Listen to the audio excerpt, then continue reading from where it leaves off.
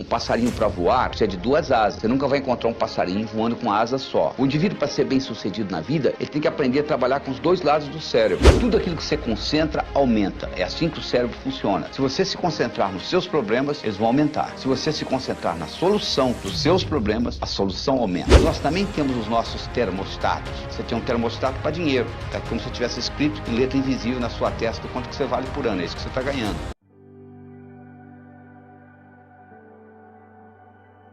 Do mesmo modo que você aprende física, você aprende química, você pode aprender a ser bem-sucedido. Para que qualquer coisa ocorra no seu universo físico, são necessários 3 componentes. São necessários querer, o saber e a oportunidade. Imagine que você queira atravessar um cabo de aço de um prédio para outro. Você queira, você sabe atravessar, mas não existe cabo de aço, você não vai conseguir. Vamos supor que você queira, existe o cabo de aço, mas você não sabe, é impossível, não é verdade? Se você sabe, se você tem o cabo de aço, mas hoje você não está afim, você também não vai atravessar. Então o que nós vamos mostrar aqui no Sucesso é como que nós criamos esse contexto onde esses 3 componentes se manifestam: o querer, o saber e a oportunidade. Se você continuar fazendo o que você sempre fez, você vai continuar obtendo o que você sempre obteve. Não é só assistir o vídeo, você vai ter que fazer alguma coisa diferente. Porque se fosse só assistir o vídeo ou só ler, você poderia ler a Bíblia e ir para o céu. Não é bem assim, não é verdade? Então o que nós vamos exigir aqui é que você assista o vídeo. Você vai ter que assistir esse vídeo várias vezes, porque repetição é a mãe do aprendizado. Como é que você aprendeu a andar? Você levantou, caiu, levantou, caiu, até que um dia você andou, não é verdade? Você não aprendeu da noite por dia. Sucesso também, nós não conseguimos aprender da noite por dia. Você tem que estudar, você tem que ler, você tem que assistir esse vídeo várias vezes, para que isso seja incorporado na sua estrutura psicológica e faça parte de você. Que você internalize, seja parte de você esse conhecimento que nós estamos passando aqui. Depois que houver uma internalização disto e você começar a aplicar, isso vai ficar automático para você. Então, do mesmo modo que escovar os dentes se tornou um hábito para você, sucesso pode se tornar um hábito. Mas para se criar um hábito, é necessário que pelo menos passe pelo seu cérebro aquele tipo de pensamento 21 vezes. O passado já passou e o futuro ainda não chegou. Então só existe o aqui e agora. Existem pessoas que se escondem no passado. Eu sou assim porque o meu pai fez isso, porque a mãe fez isso, porque a minha infância foi assim. A sua infância já passou. Não tem nada que você possa fazer a respeito. E não adianta você se preocupar com o futuro, porque o futuro ainda não chegou. Se você anotar todas as preocupações que você tem, mais de 99% daquilo que você se preocupa não vai acontecer nunca. Então você está perdendo tempo se preocupando com isso. Não é verdade? Então é isso que está aí. Você assista o vídeo, faça os exercícios, repita várias vezes e eu tenho certeza que a sua vida não será a mesma. Se você comprar um aparelho eletrônico numa loja, ele vem com um manual onde que liga, onde que desliga, como que regula. Não é verdade? Você recebeu isso aqui, que é a coisa mais sofisticada que existe no planeta. Chama-se cérebro. Tem 10 bilhões de neurônios, 100 trilhões de conexões nervosas. E você não está usando nem 3% da capacidade que você tem aí. Já imaginou o potencial que está armazenado? Sócrates dizia que o homem preguiçoso é aquele que poderia ser melhor empregado. E de acordo com a definição de Sócrates, todos nós somos preguiçosos, porque nós poderíamos estar utilizando o nosso cérebro de uma forma totalmente diferente. George Bernard Shaw dizia o seguinte: eu penso uma vez por semana e sou famoso. Já imaginou se eu pensasse todo dia? O que ele queria dizer com isso? Ele queria dizer com isso que a maioria não usa o cérebro para pensar. Usa o cérebro para ter pensamentos. É totalmente diferente. Se eu lhe pergunto se há 5 dias atrás foi um dia antes de quarta, que dia que será depois de amanhã? Para você responder essa pergunta, você tem que pensar. Mas o que você faz 99% do tempo é ter pensamentos. Então a primeira coisa que você tem que entender é a diferença entre pensar e ter pensamentos. Para você entender isso melhor, eu vou lhe dar a anatomofisiologia do cérebro. Ele tem 2 hemisférios, o esquerdo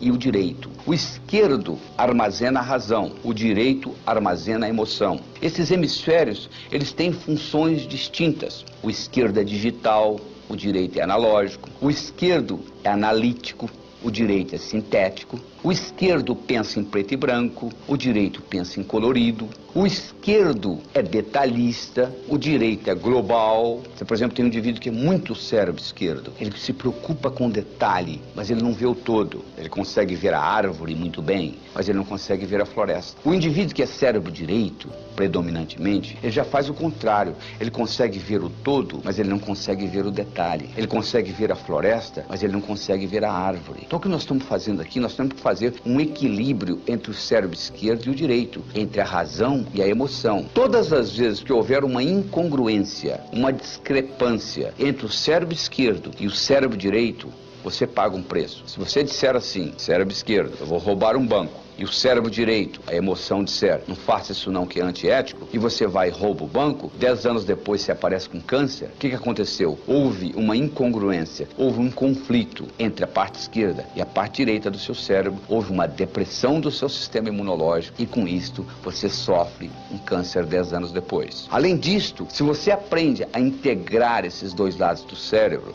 é como um passarinho. Um passarinho para voar precisa de 2 asas. Você nunca vai encontrar um passarinho voando com uma asa só. O indivíduo, para ser bem sucedido na vida, ele tem que aprender a trabalhar com os dois lados do cérebro. Se ele é só cérebro esquerdo, é aquele indivíduo que você conhece, que é inteligente, sabe cálculo, sabe matemática, trabalha numa lojinha no centro da cidade, é o caixa lá, e lá vai ficar a vida inteira. Por outro lado, o indivíduo que só trabalha com o cérebro direito é aquele indivíduo muito criativo, com grande imaginação, que não implementa nada que ele imaginou. Van Gogh pintou 1.600 quadros, vendeu um, viveu e morreu na miséria. Na verdade, ele tinha um cérebro direito muito evoluído, mas ele não tinha o discernimento necessário para vender os quadros e ter uma boa vida. Do mesmo modo, para nós podermos assimilar o conhecimento, se nós assimilamos com os dois lados do cérebro, faz uma diferença muito grande. Tudo aquilo que você aprendeu só com um lado do cérebro, você esquece. Se você fizesse aquela prova que você fez para passar no vestibular, ou para entrar no colegial, ou aquela prova de ginásio que você tirou 10, se você fizesse aquela prova novamente hoje, você não tiraria a mesma nota, não é verdade? Mas se você sabe nadar, tem 10 anos que você não nada, se você entrar na piscina, você nada. Se você sabe andar de bicicleta e tem 10 anos que você não anda de bicicleta, se você montar numa, você anda, não é verdade? Por quê?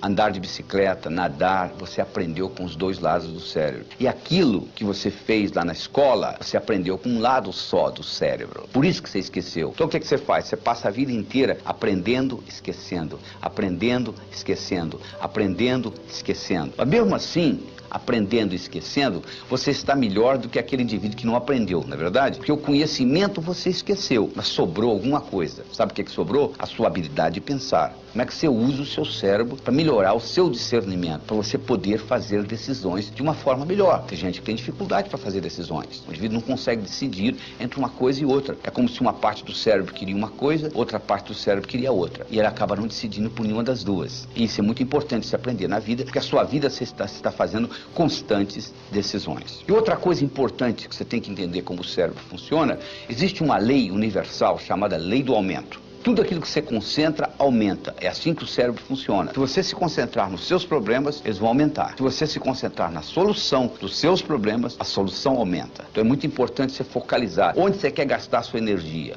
Henry Ford dizia, se você pensa que você pode, ou se você pensa que você não pode, de qualquer jeito você está certo. Porque uma vez que você está trabalhando com as suas crenças, você está sempre certo. Você já notou que você está sempre certo? Sempre você certo? A outra pessoa que não consegue entender? Porque você está partindo de um princípio que está codificado no cérebro. À medida que você começa a mudar essas percepções, você vai entender que percepção é realidade e tudo mais é ilusão. Força de vontade é aquilo que você faz no dia 31 de dezembro, falar no próximo ano eu vou fazer isso, eu vou fazer isso, eu vou fazer isso.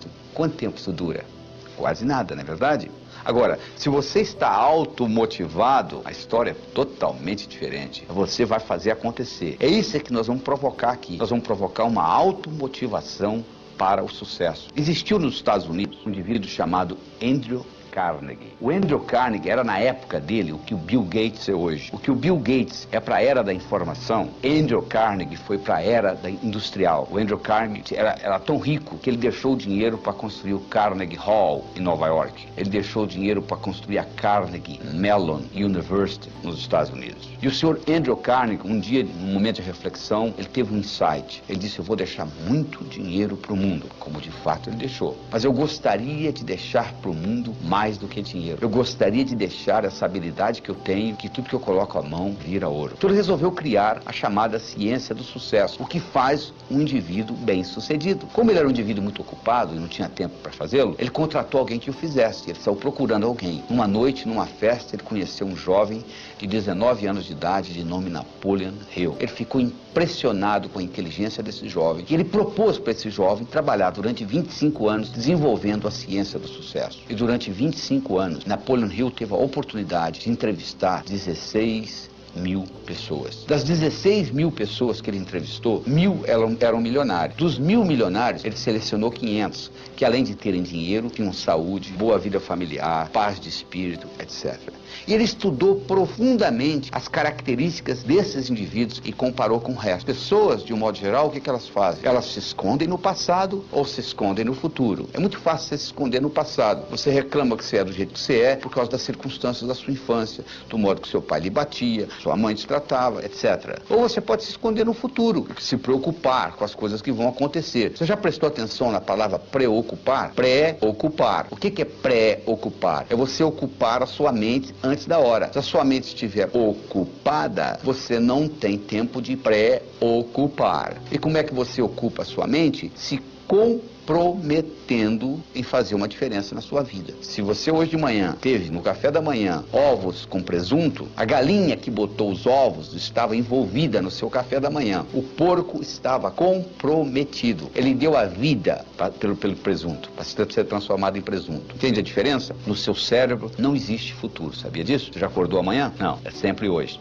Exatamente isso. Se você não gosta de você, o mundo não vai gostar de você. O seu desempenho, tanto pessoal quanto profissional, nunca será maior do que a sua autoimagem. Como melhorar a sua autoimagem? Como melhorar a sua autoestima? Até a idade, 8 anos, você recebeu aproximadamente 100 mil não. Não faça isso, não faça aquilo, não faça aquilo. Crianças com 4 anos de idade, microgravadores colocados na orelha para escutar, gravar o que elas escutam em 24 horas, para cada elogio, elas receberam 9 repreensões. Então o que acontece? A sua autoestima, que nasceu direitinho, ela começa a ser lesada. Você tem que continuar vivendo. Então, como mecanismo de compensação, você faz compensações e que leva a deformações. Conclusão, você passa a ter 2 personalidades. Uma que você apresenta para os outros e a outra que é a sua lá, que você não quer mostrar para ninguém. Você gasta uma energia vital enorme tentando separar uma da outra. E isso tudo é codificado linguisticamente. E existe uma conversa dentro da sua cabeça o tempo todo, chamado self-talk, que determina isso. E eu vou lhe provar isso agora. Imagine a seguinte situação. Imagine que eu colocasse aí onde você está assistindo esse vídeo, uma tábua de 40 centímetros de largura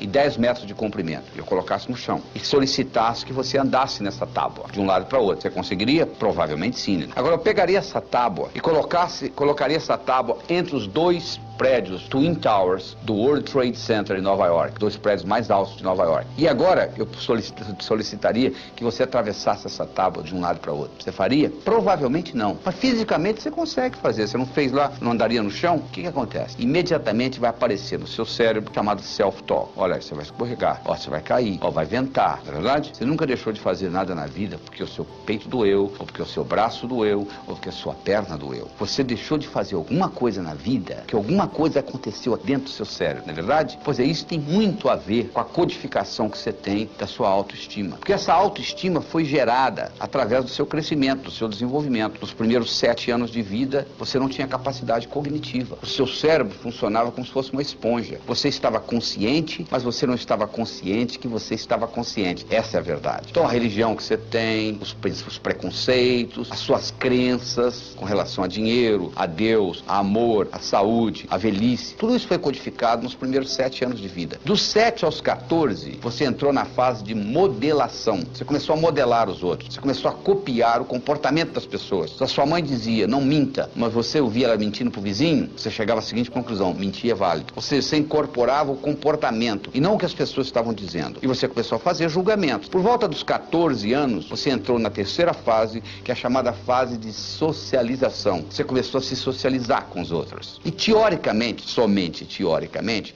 você completou isso por volta dos 21 anos. Eu digo teoricamente porque eu encontro pessoas com 50 anos de idade que ainda não saíram de casa emocionalmente. O pai já morreu, a mãe mora a 2.000 quilômetros de distância, mas a pessoa ainda não saiu de casa emocionalmente. Então nós temos que voltar lá e reestruturar essa criança, que nunca tem mais do que 7 anos de idade. Como que isso foi estruturado neurofisiologicamente? Do seguinte modo, na base do seu cérebro, você tem uma estrutura chamada substância reticular ativadora ascendente, que é abastecida pelo saldo exergônico do bioquimismo celular. Estou falando difícil. O que é isso? Significa que se eu levanto a mão, eu libero mais energia do que é necessária para levantar a mão. Parte dessa energia vai pelo sistema nervoso e ativa essa substância que ativa o cérebro. Então o seu cérebro se mantém acordado graças à substância reticular ativadora ascendente. A segunda função da substância reticular ativadora ascendente é funcionar como se fosse uma secretária executiva do seu cérebro. O seu cérebro não pode prestar atenção em mais do que 5 a 9 coisas de cada vez. Você não estava prestando atenção no dedão do seu pé direito,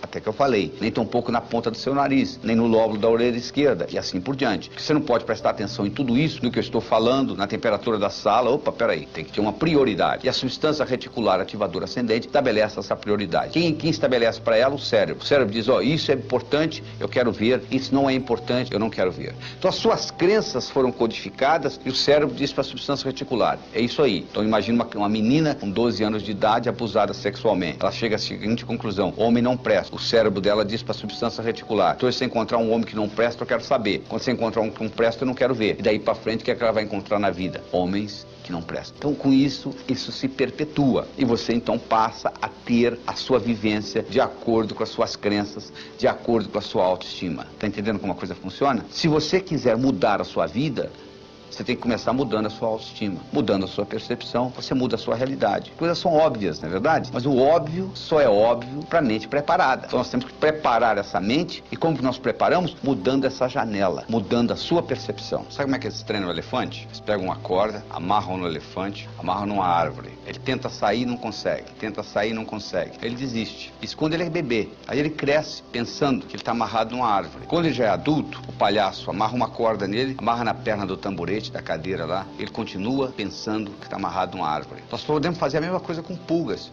Você coloca a pulga dentro de um jarro, fecha o jarro, a pulga não gosta de ficar dentro do jarro, ela pula, volta, ela bate na tampa do jarro, até que ela começa a se machucar, ela começa a pular um pouquinho mais baixo. Depois que ela está fazendo isso, você vai lá e tira a tampa do jarro, ela nunca mais pula fora do jarro. Você não está acreditando? Faça experiência em casa. Você não precisa fazer experiência em casa, é só olhar no espelho. Quantas coisas você codificou na infância que você continua carregando com você, que são totalmente obsoletas? Nós somos animais linguísticos. Linguagem nos diferencia dos outros seres e nos faz humanos. Nós temos 2 tipos de linguagem. Nós temos uma linguagem geração e uma linguagem que não geração. Se eu disser para você, a temperatura dessa sala está quente, mudou alguma coisa no universo? Absolutamente nada. A temperatura continua a mesma, não é verdade? Isso é uma linguagem que não gera ação. Agora, se você estivesse aqui e eu dissesse para você, segura essa caneta, por favor, e você segurasse, a caneta teria passado da minha mão para a sua. O que aconteceu? Aconteceu uma ação. Essa linguagem, solicitação, gerou uma ação. Você quer ver uma outra linguagem que gera ação? Declaração.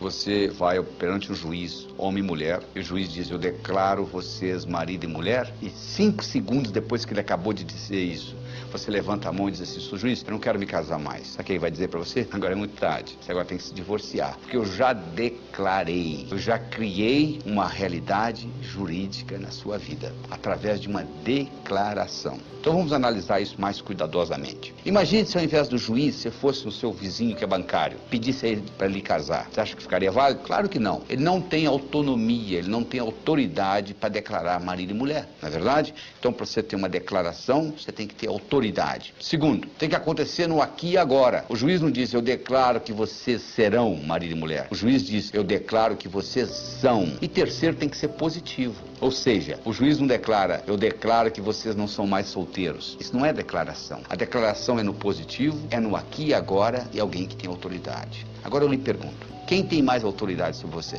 Você. Então você tem a possibilidade de recriar você linguisticamente. Esta é a verdade. E como é que você recria você linguisticamente? Declarando. Eu declaro que sou inteligente. Ser fazer, ter. As pessoas pensam que é o contrário. Se eu tivesse inteligência, não, eu declaro ser inteligente. Eu passo a fazer o que gente inteligente faz, eu passo a ter inteligência. Eu declaro ser próspero, eu passo a fazer o que gente próspera faz, eu passo a ter prosperidade. Por isso que o ser vem antes do ter.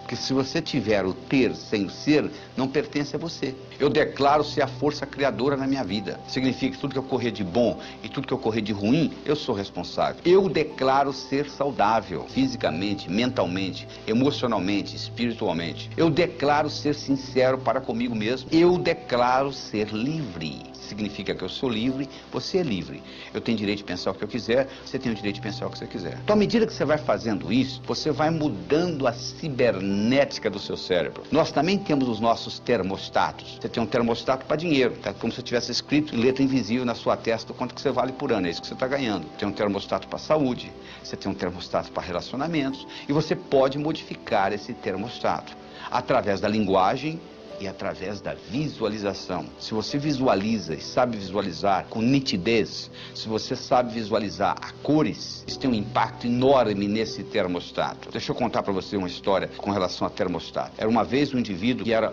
o melhor corretor de imóveis que você poderia encontrar. Ele só ganhava $30 mil por ano. Nos Estados Unidos isso não é muita coisa. Um dia ele foi hipnotizado. Durante a sessão hipnótica descobriu-se que quando ele tinha 7 anos de idade o pai dele tinha morrido e a companhia para a qual o pai trabalhava tinha dado uma cerimônia e tinha convidado dele e a mãe, tinha havido um discurso quanto o pai dele tinha sido honesto, trabalhador, dedicado, etc, etc, etc, e foi dado à mãe um envelope que era o seguro de vida do pai, que ela abriu o envelope, tirou o cheque, $30 mil, e ele com 7 anos de idade olhou e concluiu: um indivíduo honesto, trabalhador, dedicado, vale $30 mil por ano, ele concluiu. Trazido de volta da sessão hipnótica e trabalhado com essa tecnologia que eu estou trabalhando com você aqui agora nesse vídeo, esse indivíduo na semana seguinte dobrou o que ele ganhava, na semana seguinte ele triplicou, na semana seguinte ele quadruplicou. Um ano depois, ele ganhava $1 milhão por ano, fazendo o que ele sempre soube fazer, levantando a mesma hora que ele sempre levantou, indo dormir a mesma hora que ele sempre foi dormir. Sabe o que mudou? O termostato dele. Essa que é a diferença que faz a diferença.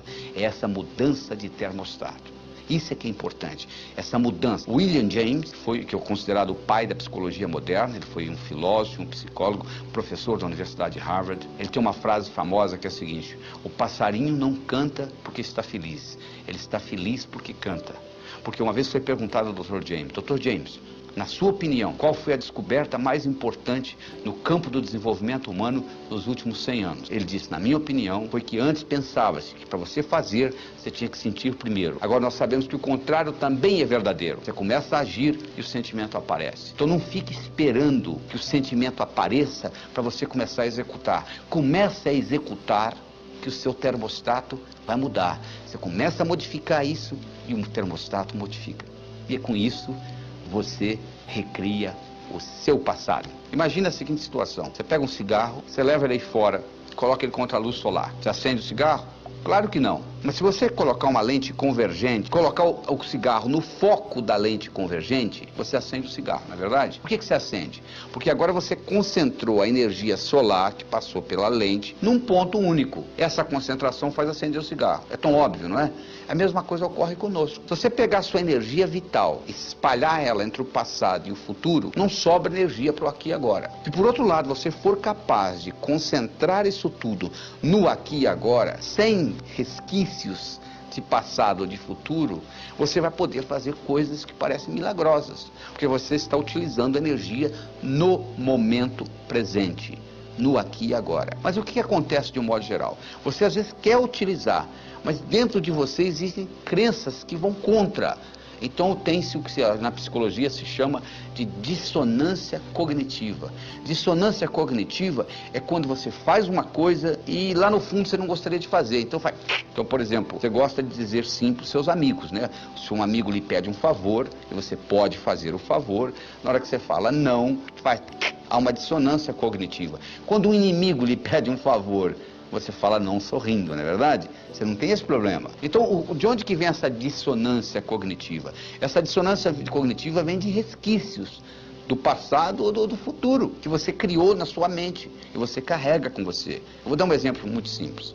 Imagine você com 7 anos de idade. Você não tem nem capacidade cognitiva direito ainda. Você sabe que você vai num lugar importante porque eles colocaram a melhor roupa que você tem. Eles te levam num lugar onde tem alguém pregando. Ele está dizendo lá o seguinte: é mais fácil um camelo passar pelo fundo de uma agulha do que um homem rico entrar no céu. Você sai de lá, seu pai lhe leva no zoológico. Tem aquele animal enorme, você perguntou, pai, que animal é aquele? Aquilo ali, meu filho, minha filha, aquilo ali é um camelo. Você chega em casa, você pega a agulha de costura da sua mãe e você lembra do que foi dito. É mais fácil um camelo passar pelo fundo de uma agulha do que um homem rico entrar no céu. E você com 7 anos de idade, você declara, eu quero ser pobre, que eu quero entrar no céu. Só que eles esqueceram de falar para você que aquele fundo de agulha que eles estavam se referindo não é o fundo de agulha de costura da sua mãe. É uma portinhola que existia nas muralhas de Jerusalém, tinha os portões, e dentro dos portões tinha umas portinholas chamadas fundo de agulha, que foi feita para camelo passar. Quando um camelo chegava depois das 6 horas da tarde, eles não abriam os portões, eles abriam o fundo de agulha. Só que tem um problema. Para o camelo passar pelo fundo de agulha, ele tem que primeiro passar de joelho, o que não é muito difícil para camelo. E segundo, ele tem que passar descarregado, tem que tirar a carga dele. É a mesma história. Para você entrar no reino dos céus, você tem que entrar humildemente. E você não vai levar seus bens materiais, não é verdade? Caixão não tem gaveta. Mas entre isso e você não entrar no céu é bem diferente. Mas se você criou esta crença, e agora você está no aqui e agora, trazendo essa crença com você, quando você começa a ganhar dinheiro, começa a ver o que eu chamei de dissonância cognitiva, porque você tem agora 2 crenças, uma que você quer ganhar dinheiro e outra que gente rica não entra no céu. Então aquilo entra, uma começa a fazer sabotagem da outra, e você então começa a fazer o que nós chamamos de racionalização. Você começa a criar racionalizações. Ah, dinheiro não é importante. Quem fala que dinheiro não é importante vive uma outra realidade, porque você vai na cadeia, 99% das pessoas estão lá por causa de quê? Problema de dinheiro. Por que as pessoas se divorciam? Mais de 85% é por causa de briga de como gastar o dinheiro que eles ganham. Então você vai falar que dinheiro não é importante? Enquanto você estiver se preocupando em pagar suas contas do fim do mês, quer você queira, quer você não queira, dinheiro é importante para você.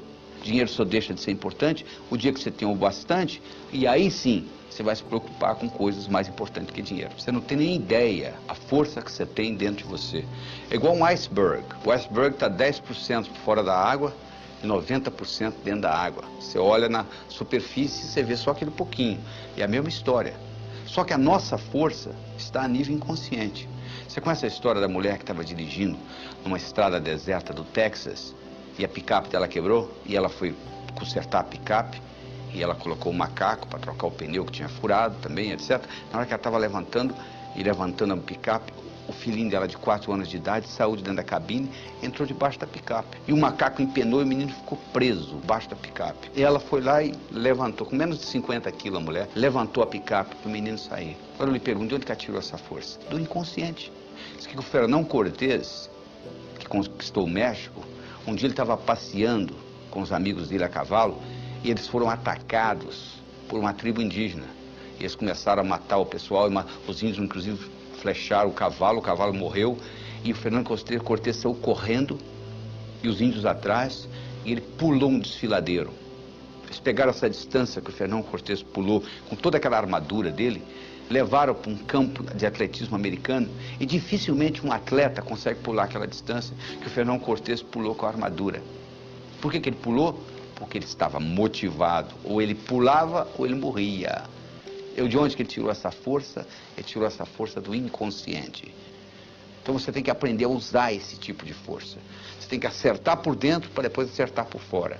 Quando você está certo, o mundo está certo. Não tem nada errado com o mundo. O mundo, o universo, é um lugar paradoxal, potencialmente abundante, feito para todo mundo ganhar. Ah, se eu me mudasse dessa cidade, eu resolveria o meu problema. Sabe por que você não resolve o seu problema? Porque quando você muda, você leva você com você. Esse é o problema. Se você pudesse deixar você lá, seria diferente. Mas como você leva você com você, é o que acontece. Então o que você tem que fazer na realidade não é o que São Tomé dizia. São Tomé dizia o seguinte: eu tenho que ver para crer. O nosso trabalho aqui é exatamente o contrário. Você tem que crer para ver. Porque se você tiver que ver para crer, você vai estar sempre comendo poeira de alguém. As grandes descobertas, as grandes invenções do mundo ocorreram exatamente o contrário. Pessoas que acreditaram e manifestaram. Então você tem que mudar esse paradigma, você tem que fazer uma mudança no seu pensamento, você tem que passar a acreditar, porque você só vai ver aquilo que você acredita. Então, para você mudar isso e passar a acreditar em coisas que você não acreditava antes, você tem que mudar o seu modo de pensar. Você tem que começar a excluir coisas da sua vida e você tem que começar a incluir novas coisas. Porque se você não excluir, não tem lugar para incluir com essa história do... Então, o indivíduo às vezes anda com a mente transbordando de conhecimentos inúteis, que você deve excluir. Você tem que mudar as crenças. Você tem que incorporar coisas novas. Você tem que concentrar nas suas qualidades e não nos seus pontos fracos. Então, para você começar a mudar esse processo, para você entrar em contato com essa força dentro de você, você tem que começar a descobrir quais são os seus talentos, quais são as suas qualidades, quais são as 5 principais qualidades que você tem. Você já escreveu alguma vez? Porque é importante não é só você pensar, não. Descobriu-se recentemente o que os antigos já sabiam, que se você escrever, codifica de uma forma muito mais forte no seu cérebro. Então eu recomendo que você faça um exercício de casa, faça uma tarefa de escrever as suas 10 qualidades. Você pode escrever qualidades que você já tem e gostaria de aumentar, ou qualidades que você não tem e gostaria de incorporar. Porque à medida que você faz isso, à medida que você entra em contato com essas suas qualidades, o que vai acontecer é que você vai conhecer cada vez mais essa força que existe dentro de você. E o segredo não é você se comparar com os outros, é você se comparar com você mesmo e acompanhar a sua evolução. Porque se você começa a se comparar com os outros, sempre vai ter alguém mais bonito que você, sempre vai ter alguém mais forte que você, sempre vai ter alguém mais jovem do que você, sempre vai ter alguém mais rico do que você. Então você vai estar sempre frustrado. Agora, se você compara com você mesmo e acompanha a sua evolução, isso serve de estímulo para você continuar evoluindo. Então, além das suas qualidades, eu gostaria de saber dos seus hábitos, quais que você quer excluir, quais que você quer manter e quais novos hábitos que você quer incluir na sua vida, na sua tarefa diária. E lembre-se, algo para se tornar hábito tem que ser feito, pensado, manuseado pelo menos 21 vezes. Então você, para criar um hábito, você tem que pôr energia nisso. E depois desse hábito criado, por exemplo, se você criar o hábito crer para ver, ou seja, eu acredito para manifestar, teste isso na sua vida. Crie alguma coisa e procure manifestá-la. Tudo no universo físico é criado 2 vezes. Primeiro você cria, depois você manifesta. Você entendendo esse processo é fundamental. E lembre-se da história do executivo. Se você está certo, o mundo está certo.